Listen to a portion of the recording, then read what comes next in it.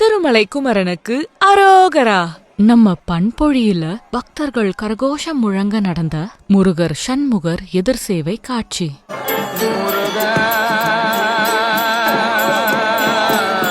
நம்ம தென்காசி மாவட்டம் பண்பொழியில இருக்கிற பிரசித்தி பெற்ற மலை கோயிலான அருள்மிகு திருமலை குமாரசுவாமி கோவில்ல ஆண்டுதோறும் தைப்பூச திருவிழா வெகு விமர்சையா நடைபெறது வழக்கம். அந்த வகையில இந்த ஆண்டுக்கான தைப்பூச திருவிழா கடந்த பிப்ரவரி 2ஆம் தேதி கொடியேற்றத்துடன் தொடங்கிச்சு. 10 நாட்கள் கோலாகலமா நடைபெறும் இந்த விழாவுல தினமும் சிறப்பு பூஜைகளும் சுவாமி வீதி உலாவும் ஆன்மீக கலை நிகழ்ச்சிகளும் நடந்து வருது. தைப்பூச விழாவோட சிறப்பு நிகழ்ச்சியா 7வது திருநாளான இன்னைக்கு முருகர் சண்முகர் எதிர் சேவை நிகழ்ச்சி பக்தர்கள் கரகோஷம் முழங்க நடந்துச்சு.